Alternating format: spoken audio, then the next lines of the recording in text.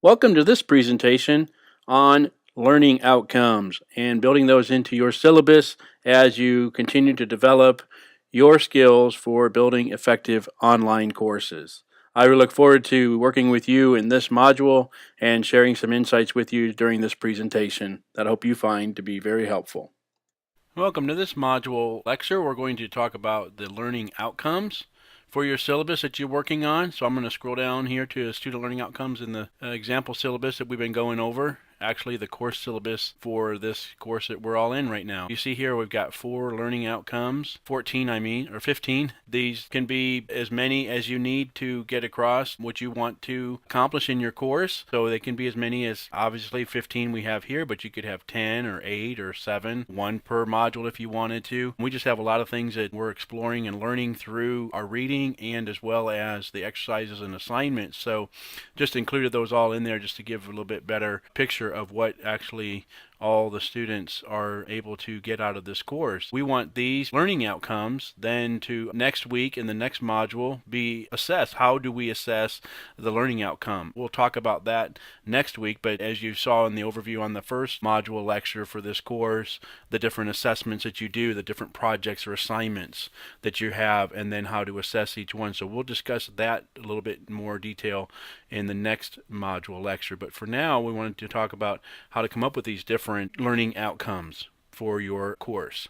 So I want to pause here and I want to show you an overview video or presentation, I should say, in a Prezi that I developed looking at the programmatic outcomes for the Master of Science in Global E-Learning program. Writing programmatic outcomes.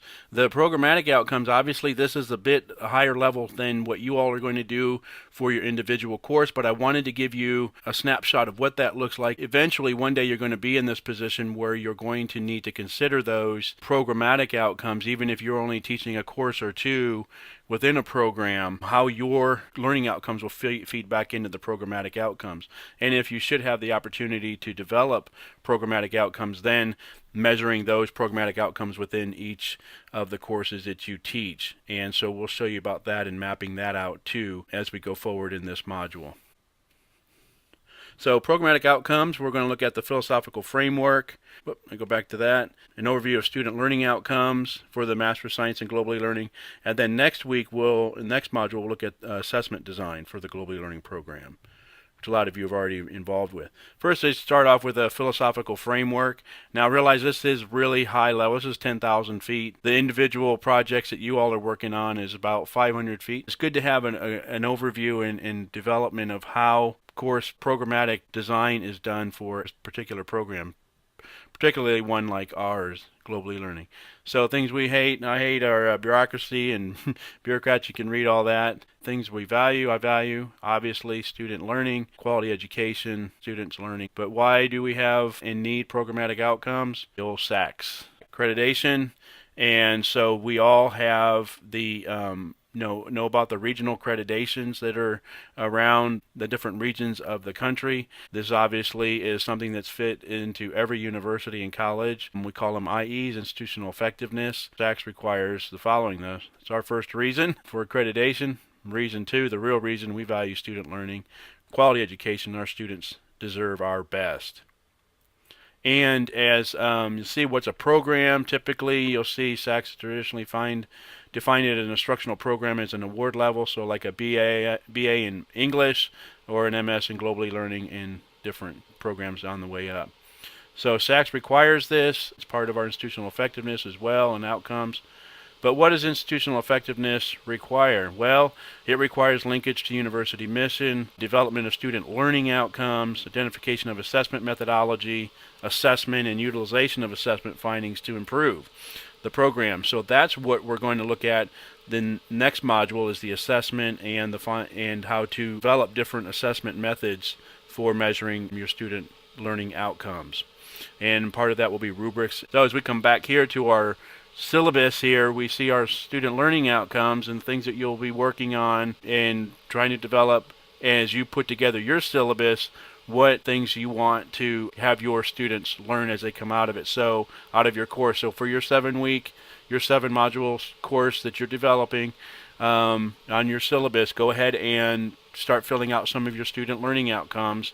And as you saw with the programmatic outcomes that we just viewed, those kind of go both ways, don't they? So the programmatic outcomes really help us look down and figure out what are we measuring in our course. How are those programmatic outcomes that we have to measure for institutional effectiveness feedback into our individual courses, and then exactly the same thing, how do the individual courses then feed back up? What are the different assessments and the different linkages from the student learning outcomes in the courses feed back into the programmatic outcomes and things like that? So we will have, like I said, in these course requirements, you'll have your different projects that you'll have that you'll want to develop as well on the syllabus that you're developing and making, creating for the topic and the subject matter that you're working on in this course, and look at the different learning outcomes that you're measuring and develop appropriate measurements, projects to help you to bring that about. And then also it'd be good if you put together sort of an outline, a schedule of when those things are going to be due. I'd like to pull up the other course shell that we've been working on as well.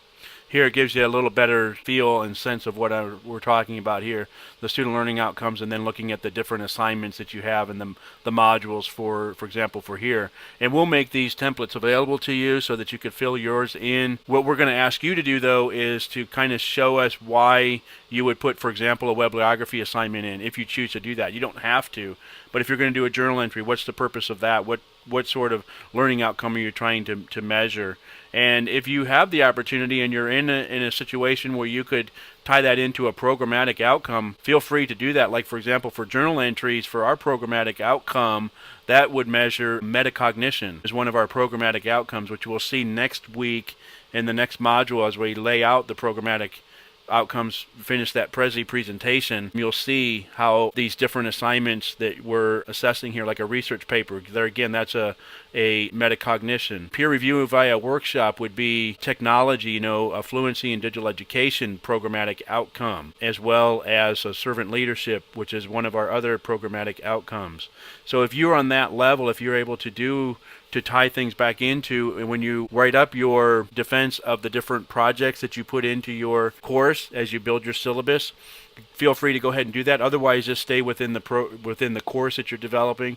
So, for example, I'm doing a group presentation because I want to see different generations. For example, this course here, the generational issues, how they work together and being able to have some tangible results from the different generations working together on a group project. You may also see some of the things, for example, understanding the characteristics of the 4 generations and how they can work together constructively, like from number 4, to accomplish common goals. Well, a group project would do that, and so will the bibliography and interacting on the bibliography page with the wiki that we've developed. Module discussion participation, there again the same thing, how you can get students to interact and work together, and to measure that learning outcome. So we'll talk more about the assessing learning outcomes in the next module lecture. But for now, go ahead and get your learning outcomes put together on your syllabus as you continue building it here for the final project turn-in of your completed syllabus at the end of the course.